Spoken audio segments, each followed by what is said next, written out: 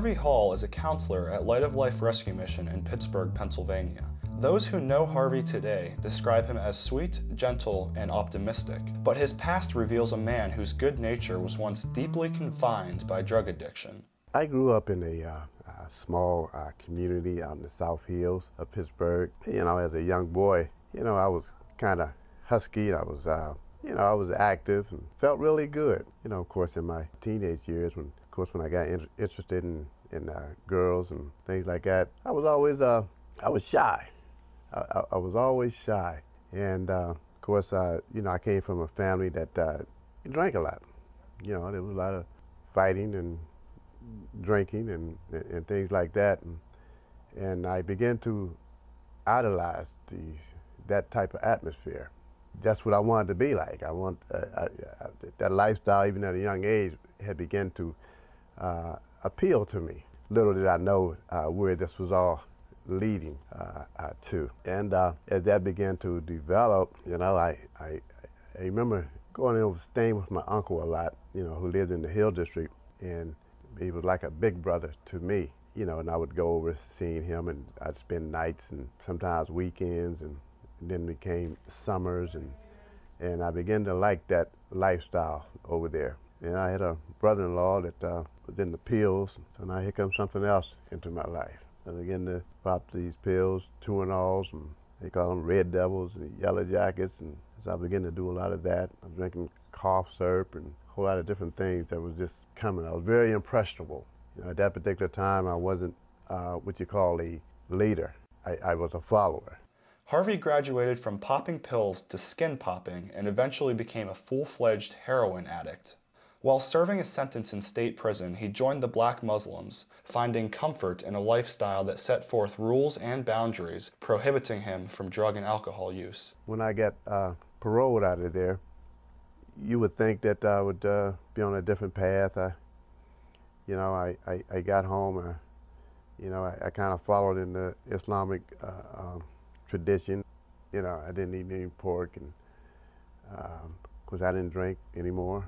I didn't use no drugs, and I prayed to the east. I did all those things for a while. After a while, now I'm back out in South Park now. In the boredom and so forth. And next thing you know, I start drinking a little bit of beer, and the whole lifestyle, started back all over again. From that point, I just my life really went in the toilet, if I can say it that way. I got to a point where all I lived for was shooting dope. I couldn't handle being sober. I couldn't handle reality. I couldn't handle what I had become. In November of 1983, Harvey fell ill as his immune system weakened from the drug abuse. With nowhere else to turn, he found shelter in a house where the heat had been turned off. A pastor's wife from a local church heard about Harvey's situation, and in an act of kindness that would change Harvey's life forever, she paid for the gas company to turn the heat back on. When the heat started coming out the register, I felt so, I don't know, it was such a good feeling. On top of that, it was hard for me to believe that somebody would do that for me. Because at this stage in my life, I had burned all my bridges. It wasn't about me paying you back, anything like that. And the fact that they didn't know me, and to do this here. Now, that was on a Friday, and it entered into my mind. I said, because it was about being grateful and thankful. And I said, I think I'll go to that church on Sunday. And so like Sunday, I went on over to the church, and it felt good being there.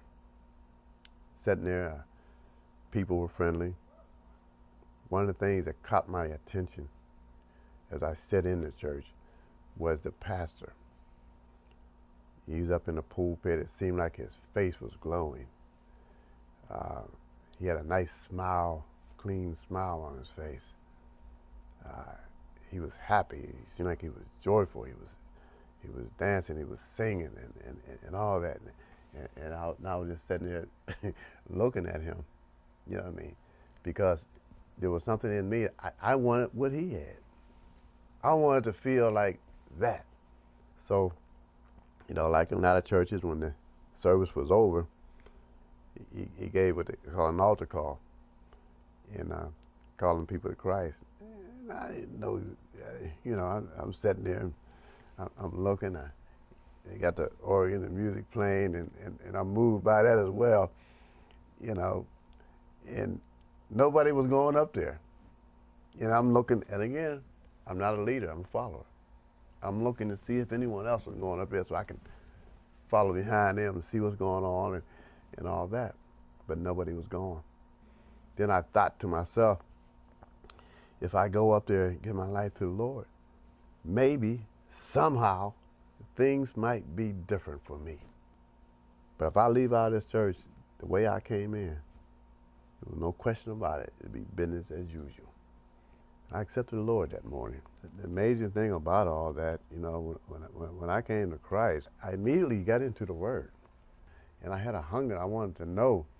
And I began to ask God to show me this, give me some understanding. I forget the particular verse, but I remember when the Word became alive to me, wow, it was like a light bulb came on in my head. The morning that I accepted Christ in my life, that was the first Sunday in November, 1983.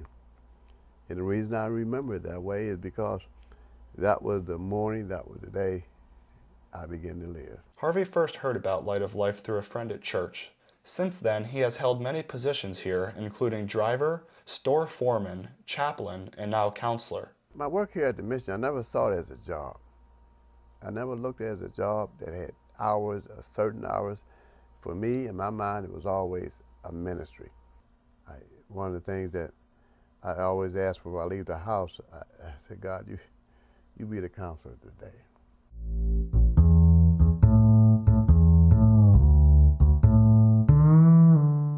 Harvey's story of recovery is one of many that can be found at Light of Life Rescue Mission. For more information about the mission, please visit www.lightoflife.org. You can also visit us on Facebook, where $1 is donated to the homeless for every person who likes our page.